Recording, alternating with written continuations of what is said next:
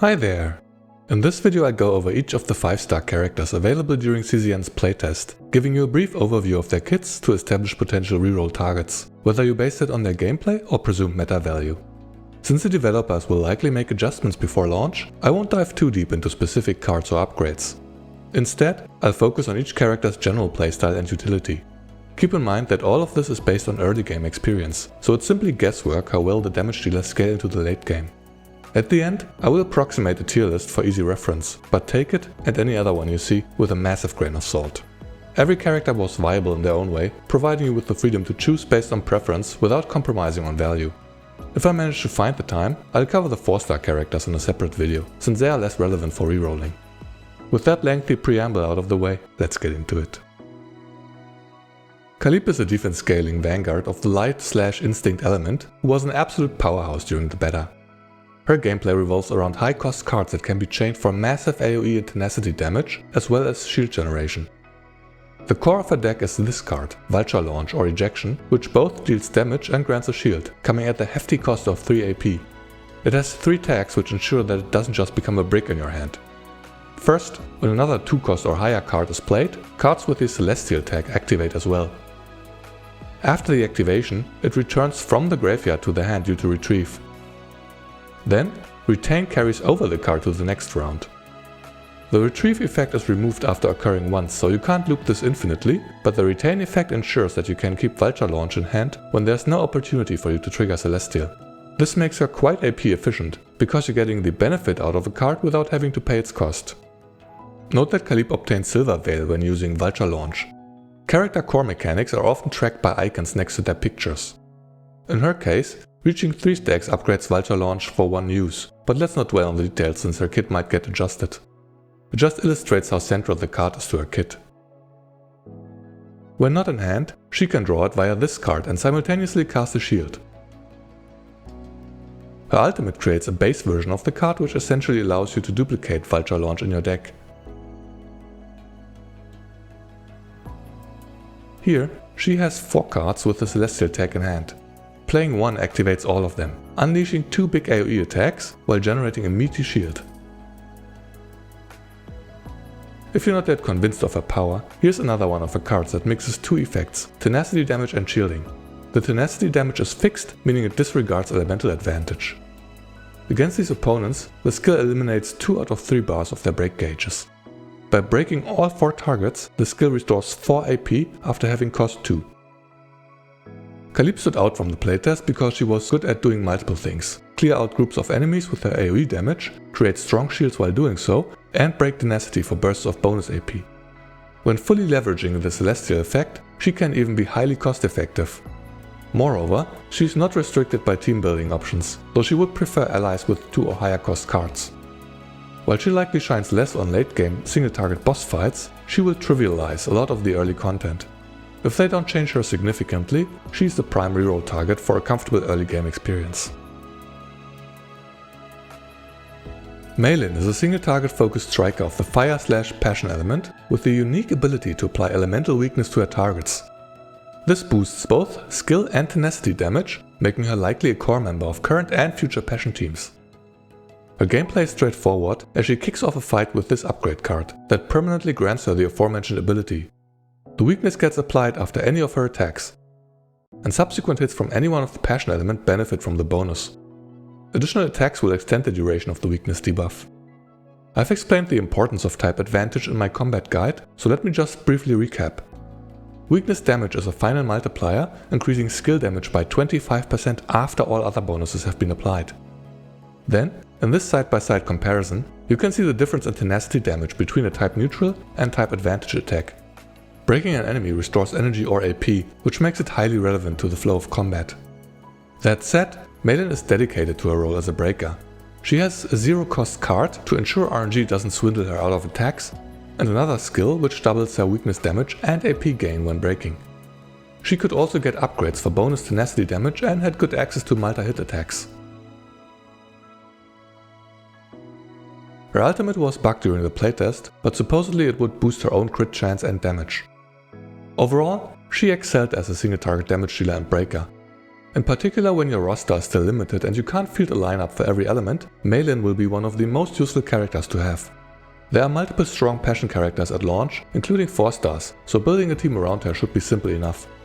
Even if her damage gets outclassed eventually, her utility will likely continue to make her relevant for the element. Kayron is a psionic of the Dark/Void element who, next to Khalipe and the 4-star Lucas, is one of the few characters who excels at dealing AoE damage. His core mechanic revolves around card exhaustion, which is to say he benefits when cards are removed from the deck. He himself has 2 abilities which create exhaustible cards, here named Futility, that have no effect and are simply there to serve as fodder. He can banish them via his ultimate or by playing them directly, which is not preferable since they cost AP. Therefore, you generally want him paired with other characters that either help him banish the cards, that run exhaust cards themselves, or who generate a lot of AP. Once you accomplish a setup, his nukes have their cost reduced or their damage boosted for a turn. That said, he can upgrade his blank cards to deal minor damage, making him less reliant on another teammate and potentially clearing the way for a hyper carry comp. With an AP generator and amplifier by his side, he's likely to put out incredible numbers. As noted before, Kayron most effectively exhausts his futility cards via his ultimate, which consumes them for bonus damage.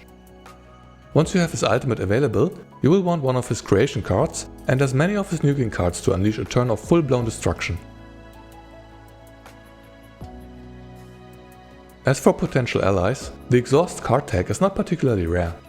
In fact, there are multiple characters who have such cards at 0 cost. To give a few examples, Orlea creates summons that are exhausted when played.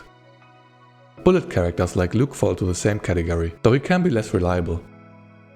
One of Kayron's best partners is Tressa with her Shadow Daggers, assuming one can still get them to 0 cost at launch. Kayron was the heaviest hitting damage dealer during the playtest. His AoE damage was outstanding, and his single target capabilities were competitive.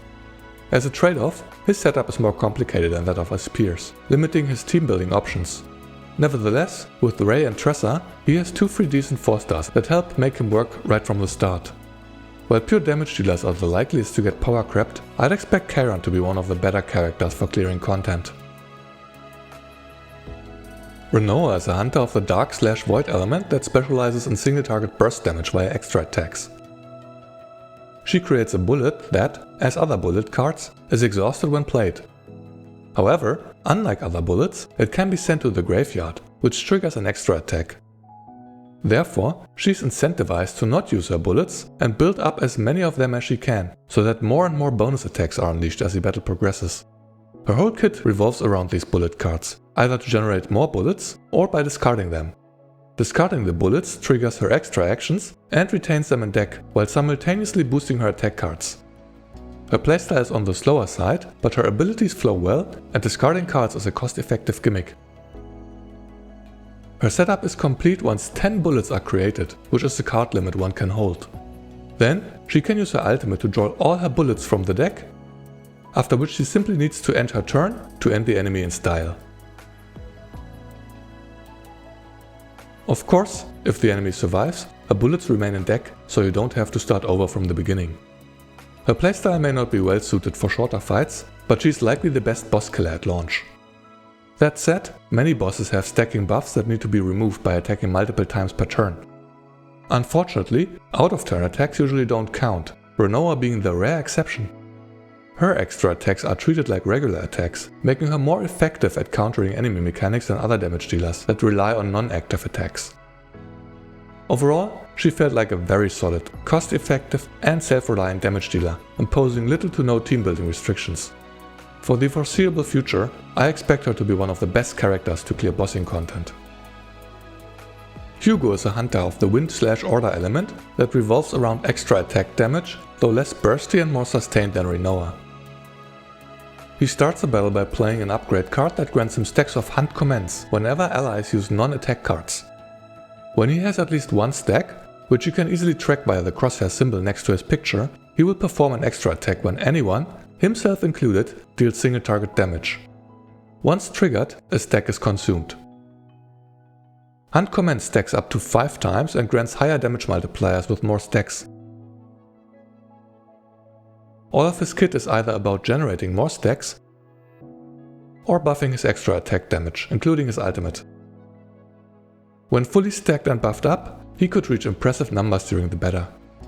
While his playstyle is extremely simple, he can be played two ways. Either by aggressively using his cards to ramp up quickly, or by only having him assist via his extra attacks, giving him the role of a cost-effective sub-DPS.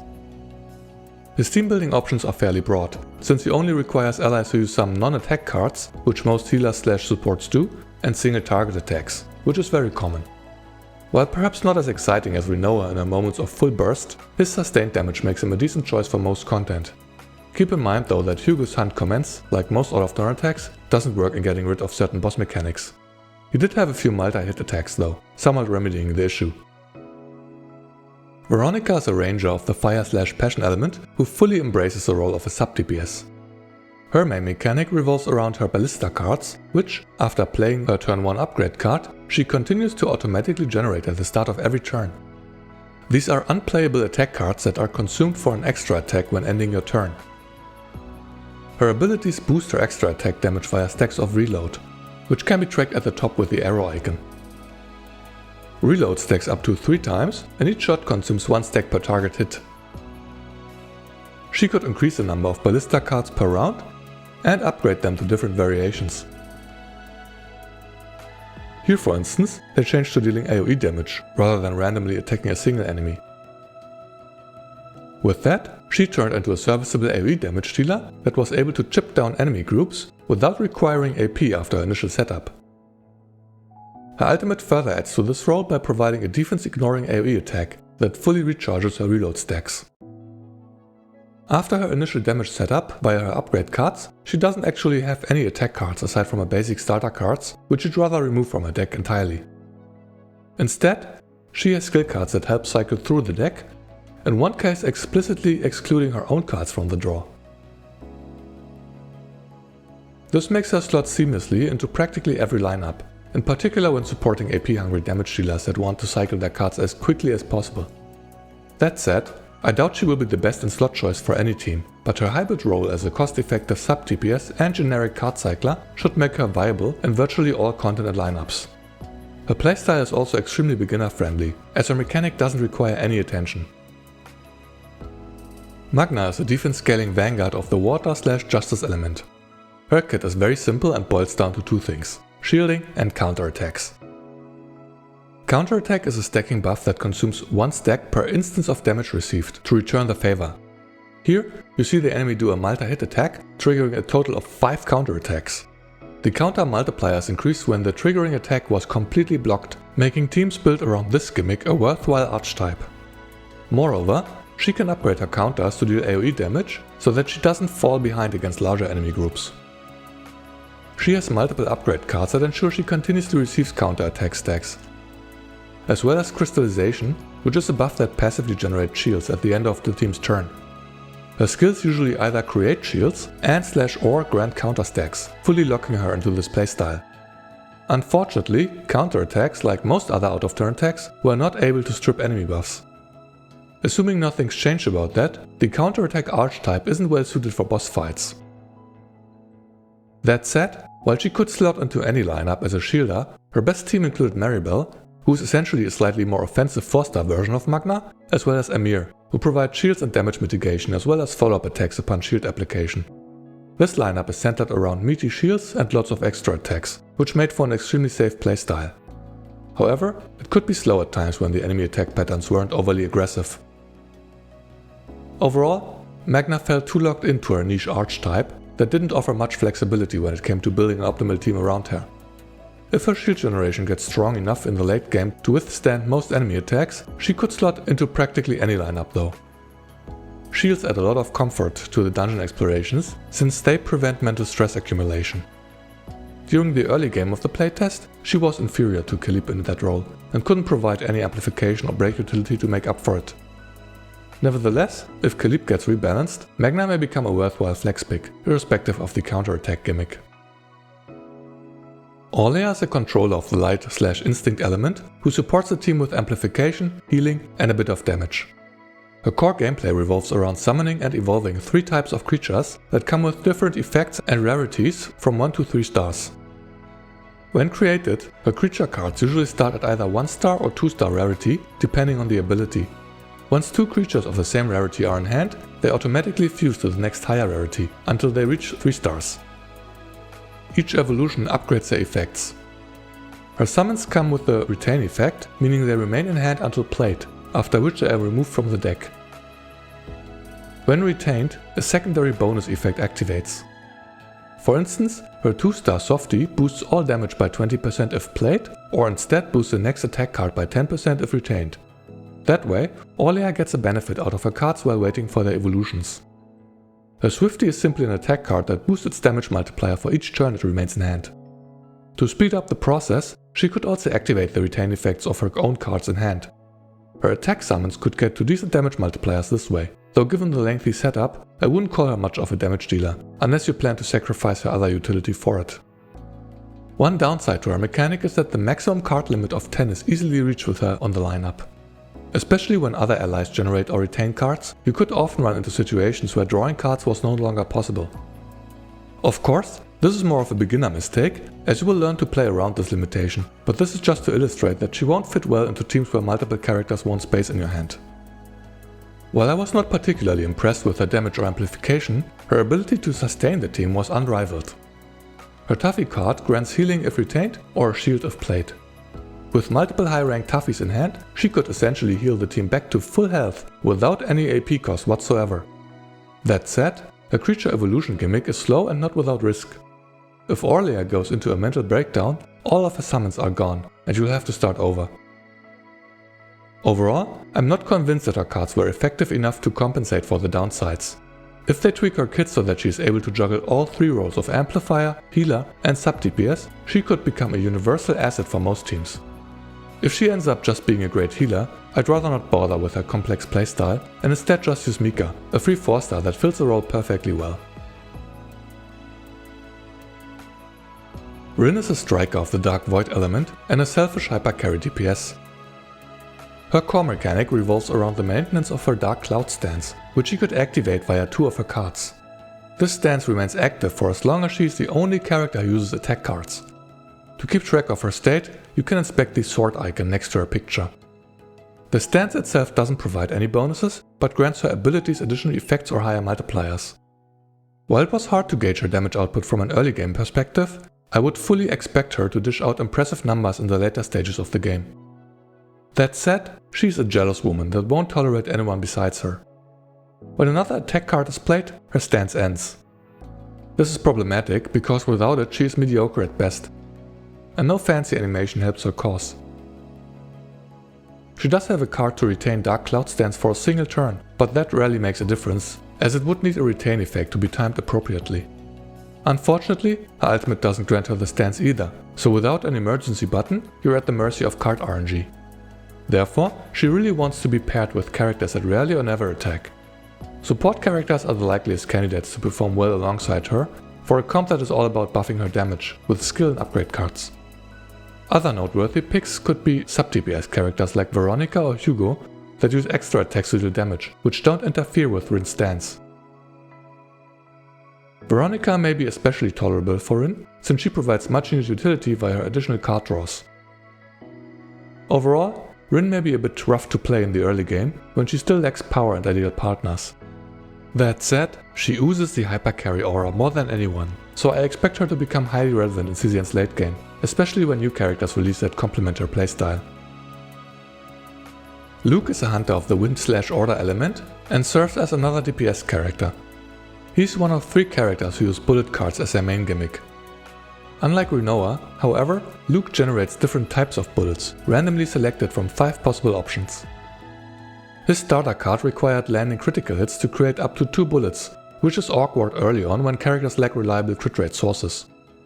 There was an upgrade card that fixed this by guaranteeing a critical hit, though it came at the cost of producing 1 less bullet. Unfortunately, obtaining that particular epiphany during a dungeon run is entirely luck-based. Aside from that minor flaw, his bullet cards overall felt a bit undertuned. The damage multipliers were low and the added effects didn't feel impactful. Since he's clearly designed to be a main damage dealer, I'd expect those numbers to be adjusted before release. Other than that, Luke is very straightforward to play. His gameplay is similar to Kayron's, as his damage scales with the number of bullets exhausted per turn. However, since bullet cards are a much more specific requirement than just any exhaustible cards, Luke's ideal team composition is quite limited. Given that Renoa generally avoids actively playing her bullets, the only real synergy comes from the 4-star Lucas, essentially an AoE-oriented version of Luke. The two of them actually pair quite well. Luke benefits from bullets used by Lucas, while Lucas performs follow-up attacks whenever bullets are consumed, and both characters can enhance bullet damage. Overall, Luke is another damage dealer that likely gets better later into the game. However, unlike Rin, who clearly shows potential, I think the developers need to take a second look at his multipliers. Otherwise, I don't see how he could ever fulfill his role as a main DPS. With that, I've covered all of the 5-star characters available during CZN's closed beta test. To wrap things up, here's my approximation of a tier list to give you a point of reference.